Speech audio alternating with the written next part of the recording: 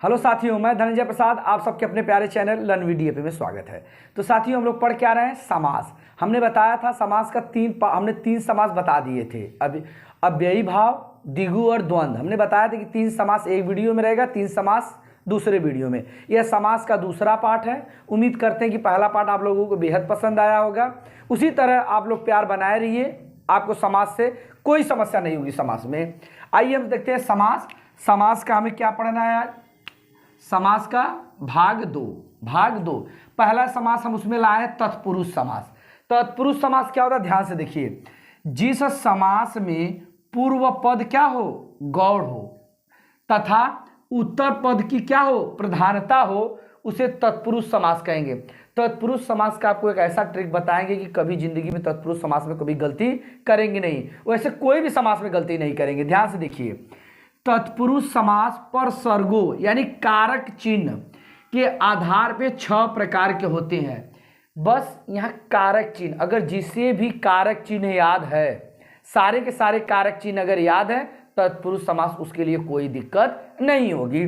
6 प्रकार कौन कौन है, इसे ध्यान से देख लीजिए साथियों। पहला हमें पढ़ना है कर्म तत्पुरुष, उसके बाद करण तत्पुरुष, संप्रदान तत्पुरुष समास, अपादान, संबंध और अधिकरण तत्पुरुष। तो साथियों, इसे पढ़ने से पहले हमें क्या आना चाहिए? कारक चिन्ह। तो सबसे पहले हम एक कारक चिन्ह यहाँ याद कर लेते हैं। तो कारक चिन्ह अभी हम आपके सामने लिख देंगे, उसे अच्छे से नोट कर लीजिएगा। उसमें केवल 6 ही हमको क्या करना होगा? पढ़ना होगा। उसकी चिन्ह याद करना होगा। जैसे कर्ता ने कर्म को, यानी कर्म है, पहला क्या है? कर्म तत्पुरुष। तो कौन सा चिन्ह का लोप होगा? को। तो आइए पहले उसे जानते हैं, पहले कारक चिन्ह जानते हैं। इसका स्क्रीनशॉट ले लीजिए पहले। ध्यान से देखिए साथियों, जो तत्पुरुष समास है, तत्पुरुष समास में आपके जो 6 पढ़ने हैं, उसमें से कारक चिन्ह का लोप होता है। कारक चिन्ह अगर आपको याद है तो आप आसानी से समास बता देंगे। तो कारक चिन्ह टोटल हम संबोधन तक पढ़ते हैं। प्रथमा जो होती है वो साथियों कर्ता होती है, द्वितीया होती है कर्म, तृतीया होती है करण, चतुर्थी संपदान, पंचमी अपादान, षष्ठी होती है संबंध, सप्तमी अधिकरण, संबोधन का होता है संबोधन। कहने का तात्पर्य है साथियों, लेकिन हमें तो सारा पढ़ना नहीं है। हमें कहाँ से कहाँ पढ़ना है? कर्म से लेके आपको अधिकरण तक कहाँ पढ़ना है? बस यही इतने पढ़ने हैं। 1 2 3 4 5 6। तो साथियों सबका याद होना चाहिए। इसे कर्ता नहीं है तो आपको कर्म को, जहाँ पे को का लोप होगा वहाँ पे क्या हो जाएगा? कर्म तत्पुरुष समास। क्या हो जाएगा? कर्म तत्पुरुष समास। उसी तरह से द्वारा, किसका? करण से, तो करण तत्पुरुष समास। उसी तरह समादान, संप्रदान, को या के लिए, तो हो जाएगा संप्रदान तत्पुरुष समास। अपादान, अपादान तत्पुरुष समास। अपादान बताता है अलगाव। अलगाव मतलब जैसे कि पेड़ से पत्ते गिरते हैं, तो पेड़ से क्या हो गया? पत्ता क्या हो गया? अलग हो गया। तो वहां पे क्या हो जाएगा? संप्रदान, अपादान तत्पुरुष समास। संबंध, राजा का पुत्र, का के की का जहां पे लोप होगा वह क्या हो जाएगा? संबंध तत्पुरुष समास। अधिकरण में पर। तो ये सारे के सारे आप हम उम्मीद करेंगे अगर ये कारक चिन्ह याद कर लिए। वैसे एग्जाम में कारक चिन्ह भी आता है, तो कारक जब पढ़ाएंगे तो अलग से पढ़ाएंगे, लेकिन ये तत्पुरुष समास के अंतर्गत आता है, इसे नोट कर लीजिए। अब आइए हम तत्पुरुष समास के एग्जाम्पल के माध्यम से समझते कि कैसे होता है। ध्यान से देखिए साथियों, तत्पुरुष समास के उदाहरण।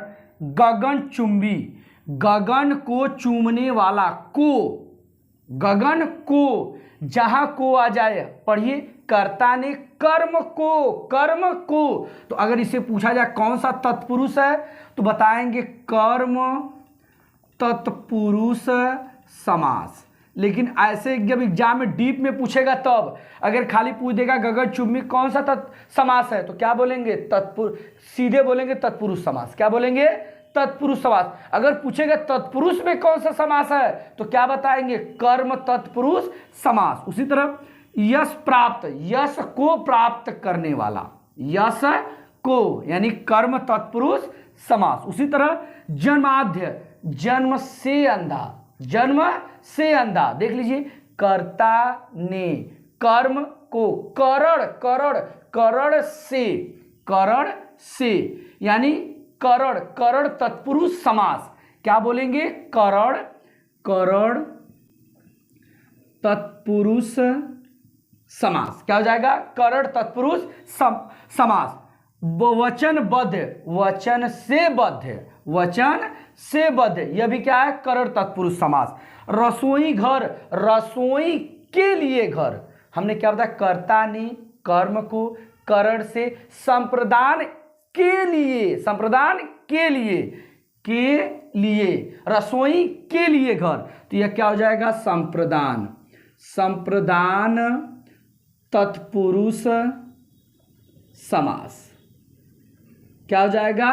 संप्रदान तत्पुरुष समास।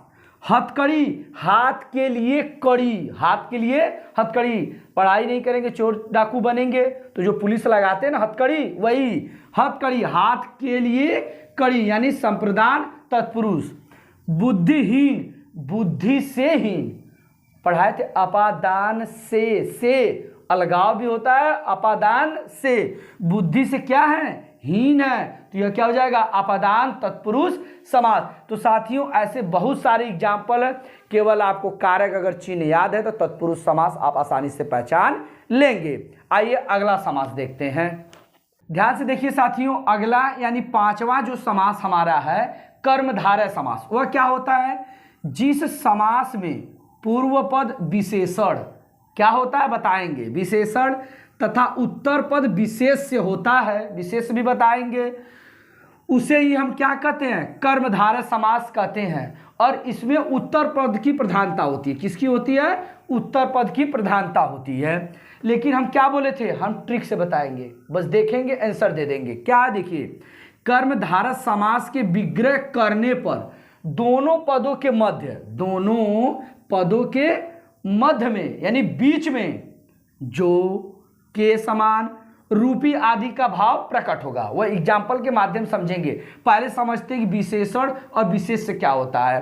राम बहुत सुंदर है, सुंदर यहाँ पे शब्द क्या है साथियों? विशेषण। क्या है? विशेषण। और राम क्या है? राम तो संज्ञा है, और संज्ञा के साथ आपका विशेष्य भी है। क्या है? विशेष्य है। बच गया बहुत, बहुत को क्या कहेंगे साथियों? प्रविशेषण, प्रविशेषण। जो विशेषण की विशेषता बताते हैं उसे क्या कहते हैं? प्रविशेषण। सुंदर तो है राम, लेकिन सुंदर के साथ साथ बहुत सुंदर है, वह क्या है? प्रविशेषण। आइए अब इसके कर्मधारय समास की जो इंपॉर्टेंट जो एग्जाम में बार बार पूछा गया वह एग्जाम्पल देखते हैं। इसमें कुछ अपवाद है जो कि बहुव्रीहि समास चले जाते हैं। आइए पहले इसका नोट कर लीजिए आप लोग ध्यान से साथियों। कर्मधारय समास के हम उदाहरण देखते हैं। इसका ट्रिक हमने बताया, जो, के समान और रूपी। कुछ इंपॉर्टेंट हमने इसका एग्जाम्पल लिया है, साथ में अपवाद। यह हमारे क्या है? अपवाद है, अपवाद, यह हमारे अपवाद है। ध्यान से देखिए, महाकवि, महान है जो कवि, महान है जो कवि, जो हमने बताया ना, ट्रिक याद रखिएगा, ट्रिक। कमल नयन, कमल के समान, कमल के समान क्या है? नयन।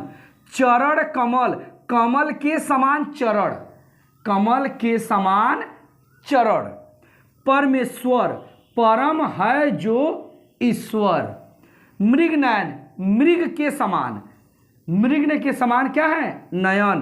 प्राणधन, प्राण रूपी धन, ऐसा धन किस काम का जो प्राण ही आपका ले ले, प्राण रूपी धन। अब अपवाद देखिए साथियों, बार बार जो एग्जाम में पूछता है। नीलकंठ, हमने बताया था ना कि जहां पे जिस शब्द का हम अर्थ निकालने पे पर्यायवाची आ जाए वह हमारा बहुव्रीहि समास होगा। तो सारे के सारे आपके बहुव्रीहि समास हैं। कौन से हैं? बहुव्रीहि, सारे के सारे बहुव्रीहि समास हैं। जैसे नीलकंठ, नीला है कंठ अर्थात शिव शंभु। पीतांबर, पीत है जिसका वस्त्र यानी अर्थात कृष्ण भगवान। लंबोदर, लंबा है जिसका उदर यानी गणेश जी। घनश्याम, घन के समान श्याम यानी कृष्ण भगवान। ये सब सारे के सारे क्या होंगे? बहुव्रीहि समास। अगर ऑप्शन में जब बहुव्रीहि नहीं दिया रहेगा तो कर्मधारय मारेंगे, अगर कर्मधारय बहुव्रीहि दोनों दिया है तो बहुव्रीहि मानेंगे। तो आइए सबसे लास्ट बहुब्रीहि समास भी पढ़ लेते हैं, जिससे सारे के सारे समास का हमेशा के लिए छुटकारा प्राप्त हो जाए। आइए अगला समास देखते हैं। से देखते हैं छठवां साथियों, बहुब्रीहि समास। बहुब्रीहि समास एक ऐसा समास है जो बहुत कंफ्यूजन करता है, लेकिन इसका ऐसा ट्रिक लेके आए कि आज के बाद इसका कंफ्यूजन समाप्त। ध्यान से मेरे साथ बने रहिए।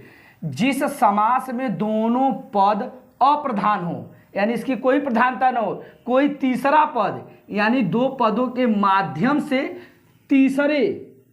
तीसरे का अर्थ का बोध हो, यानी दोनों पद की प्रधानता न हो, कोई अन्य आ जाए उसकी प्रधानता हो, तो वहां बहुब्रीहि समास होता है। हमने इसका ट्रिक बताया, ट्रिक ध्यान से देखिएगा। इसका समास जब विग्रह करेंगे तो अर्थ क्या निकलेगा? जिसका, जिसकी, जिसके। जहां अर्थ निकले समझ जाइएगा कि वह हमारा क्या है? बहुब्रीहि समास है। जैसे दशानन, 10 हैं आनन जिसके। 10 आनन, 10 सिर वाले कौन था? रावण। आ गया ना। और हमने दूसरा भी ट्रिक बताया था कि इसका निकालने पे क्या जाए? पर्यायवाची शब्द। क्या जाए? पर्यायवाची। निशाचर, जो निशा यानी निशा माने रात्रि, रात को जो विचरण करते टहलते हैं, राक्षस पाकिस्तानी, हमारा नल्ला पाकिस्तान जो है ना, वो रात को चलता है, दिन में उसकी औकात नहीं है। उसी प्रकार निशाचर, निशा में विचरण करने वाले यानी राक्षस यानी पाकिस्तानी। चतुर्भुज, 4 हैं भुजाएं जिसके। 4 भुजा कौन? विष्णु भगवान। उसी प्रकार पंचानन, 5 हैं आनंद जिसके, अर्थात हनुमान जी, पवन पुत्र। तो साथियों उम्मीद करते हैं कि ये समास का क्लास आपको दूसरा बहुत बेहद पसंद आया होगा। तो साथियों ज़्यादा से ज़्यादा तो सभी लोग को शेयर करिए और अपने इस YouTube परिवार को थोड़ा सा सभी लोग को शेयर करिए और बढ़ाइए। चलिए कल मिलते हैं हिंदी के नए टॉपिक, नए जोश के साथ। आज के लिए इतना ही। Thank you so much.